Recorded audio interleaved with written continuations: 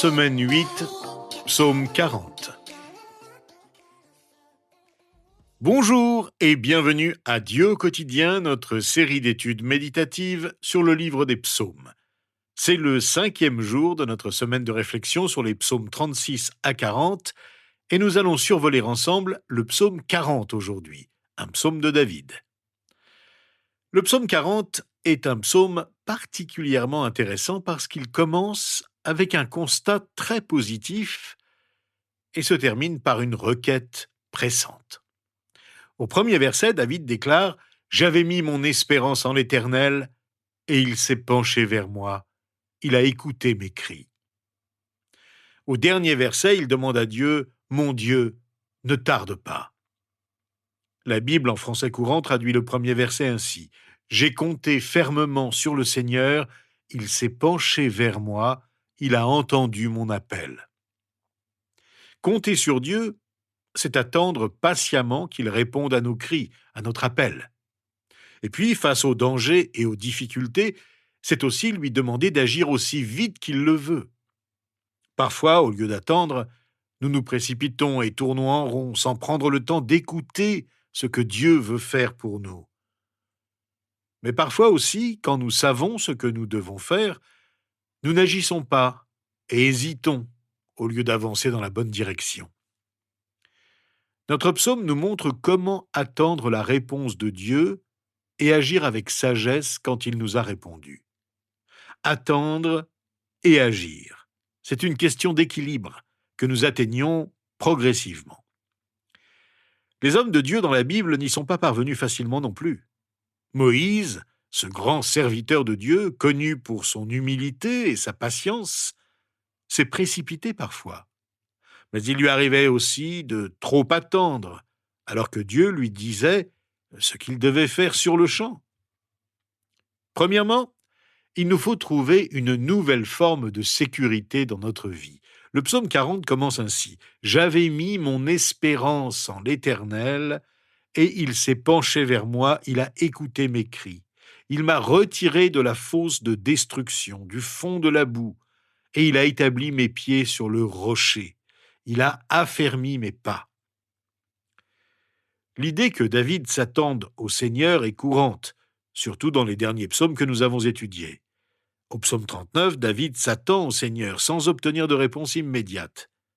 Ici, la réponse est formulée « Il s'est penché vers moi et il a écouté mes cris. » Dieu n'a pas seulement entendu les cris de David, il a attentivement prêté l'oreille. Il s'est intéressé à lui au point de se pencher vers lui. L'espérance de David est une attente active. Le verbe hébreu rendu par mettre son espérance est littéralement « en attendant, j'ai attendu ». Ce doublement du mot signifie qu'il a attendu avec diligence et ferveur, patiemment et avec persévérance, jusqu'à ce que Dieu veuille l'aider. Le thème de l'attente, exposé au psaume 37, a eu son application douloureuse au psaume 38 et 39. Mais ici, il a son résultat triomphal. Le mot « pencher » ou « incliner » évoque Dieu se penchant sur David dans son affliction, effaçant toute distance apparente entre le Seigneur et son serviteur.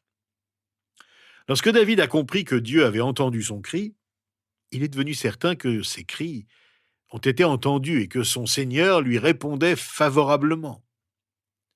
Je me demande quelle est la fosse de destruction dans votre vie, la boue dans laquelle vous vous êtes embourbé. Nous ne savons pas ce qu'elle était dans la vie de David. Joseph et Jérémie, ces grands personnages de la Bible, se sont retrouvés littéralement dans une citerne, et Dieu les en a sortis. Mais dans votre cas, pourrait-il s'agir d'une faute dans laquelle vous vous retrouvez enfermé, quel que soit votre abîme? Vous avez besoin d'une sécurité qui ne peut venir que de Dieu, votre rocher. Dieu a délivré David de sa situation difficile et l'a placé dans un endroit bien meilleur et plus sûr. Il a exaucé son serviteur qui a attendu patiemment la délivrance. De même, notre sécurité nous vient de l'amour attentif de Dieu qui intervient au bon moment en notre faveur. Comptons donc sur la sécurité que nous procure Dieu dans son amour et sa bonté. Au verset 12, David affirme avec confiance, « Toi, Éternel, tu ne me refuseras pas tes compassions. Ta bonté et ta fidélité me garderont toujours. » Deuxièmement, nous avons besoin d'un nouveau chant, un chant qui ne peut venir que de Dieu. Nous lisons ceci au verset 4. « Il a mis dans ma bouche un cantique nouveau, une louange à notre Dieu.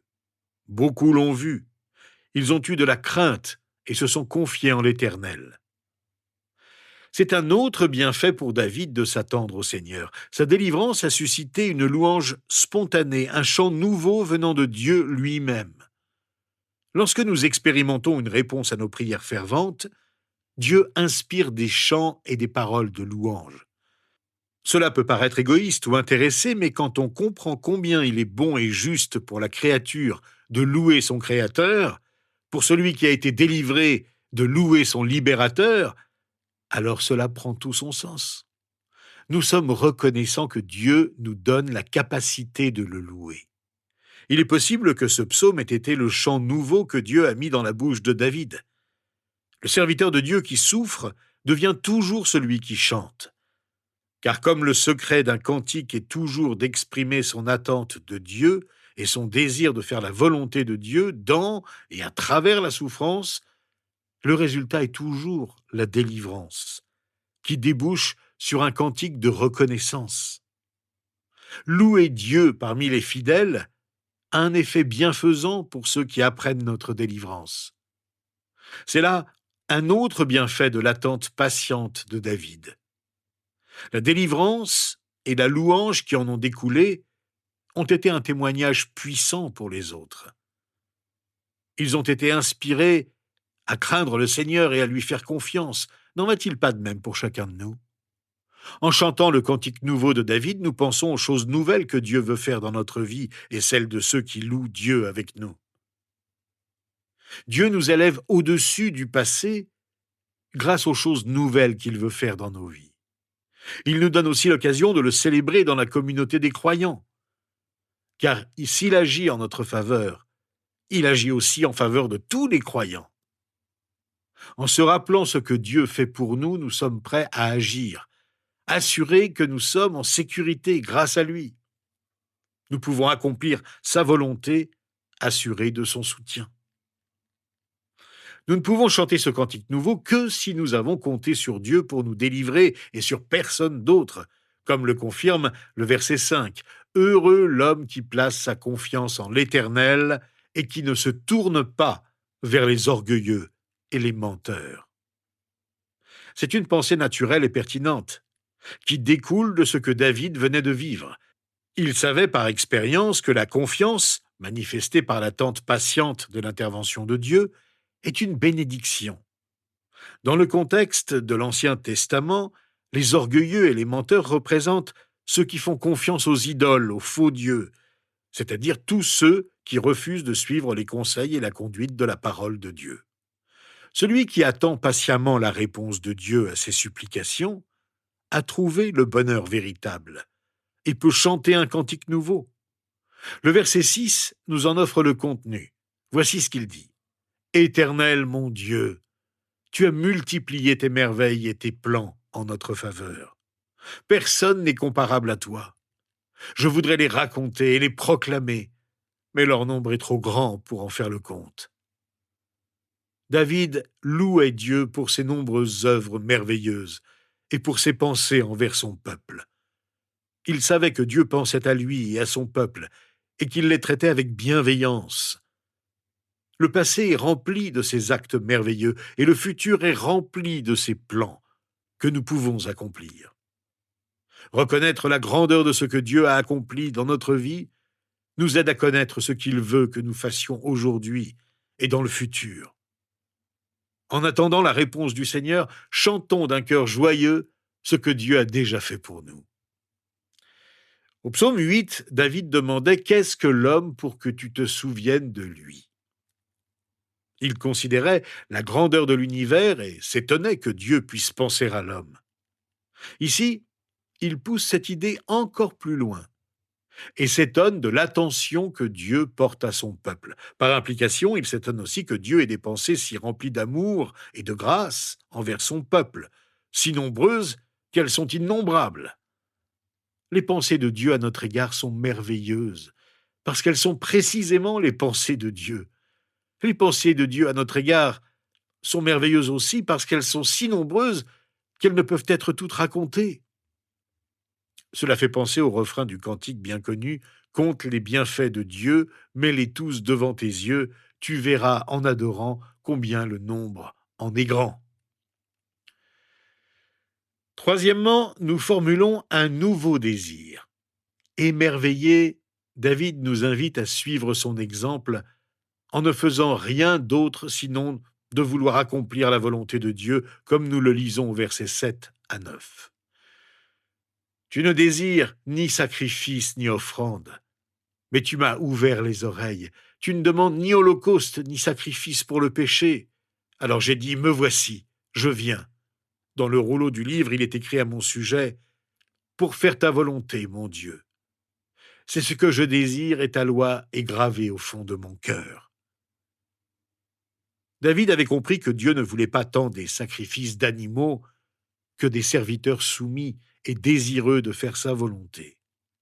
Saül, le roi prédécesseur de David, offrait volontiers des sacrifices, mais il refusait d'obéir à Dieu. David, malgré ses nombreux manquements et ses fautes, a toujours voulu suivre Dieu jusqu'à la fin de sa vie. Mais il a fallu attendre la venue du Fils de David, Jésus-Christ, pour qu'on voie la volonté de Dieu pleinement accomplie, grâce à son obéissance parfaite au Père. Et son obéissance a été mise à notre crédit, de sorte que nous pouvons à notre tour faire la volonté de Dieu. De même que Dieu a prêté son oreille en se penchant vers nous, les croyants tendent vers Dieu les oreilles qu'il a lui-même ouvertes. C'est Dieu qui nous donne le désir de lui obéir. Dieu nous ouvre les oreilles pour que nous puissions écouter sa parole et la suivre.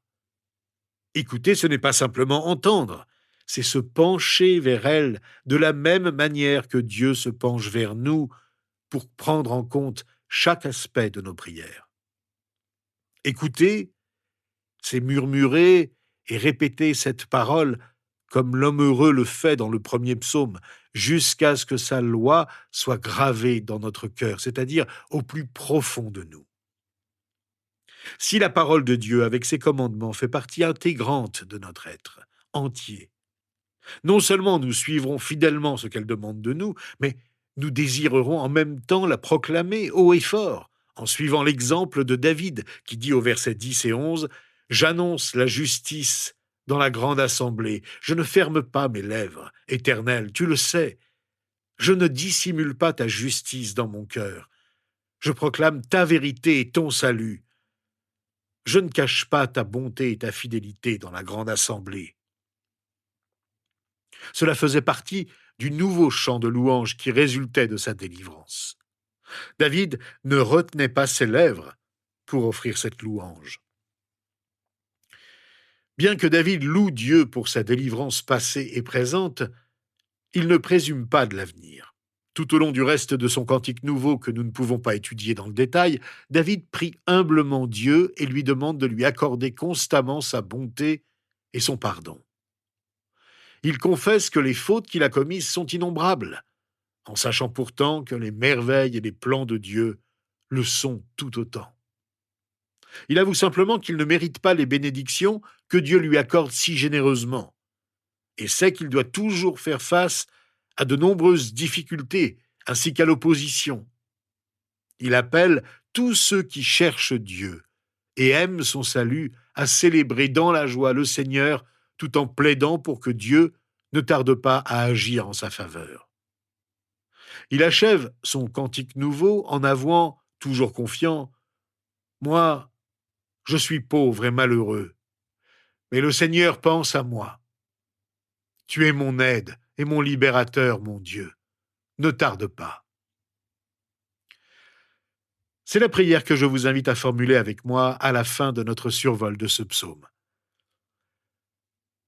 Ô notre Père, toi qui es au ciel, ne tarde pas à répondre à nos supplications. Nous te remercions de te pencher vers nous et d'écouter notre prière. Que ta volonté soit faite et que nous fassions toujours la tienne. Nous attendons tout de toi. Nous nous attendons toujours à toi. Ouvre nos oreilles pour que nous soyons ouverts à ta parole. Ne tiens plus compte de nos fautes innombrables. Nous voulons tenir compte de tes bénédictions sans nombre. Continue de nous bénir et viens à notre secours, car nous ne sommes rien sans toi. Merci de penser à nous. Toi qui nous promets de nous aider et de nous libérer du mal et de ce qui nous oppresse. Fais-nous voir tes plans pour nous, afin que nous mettions en œuvre tous les projets que tu veux que nous accomplissions. C'est au nom de Jésus que nous te le demandons.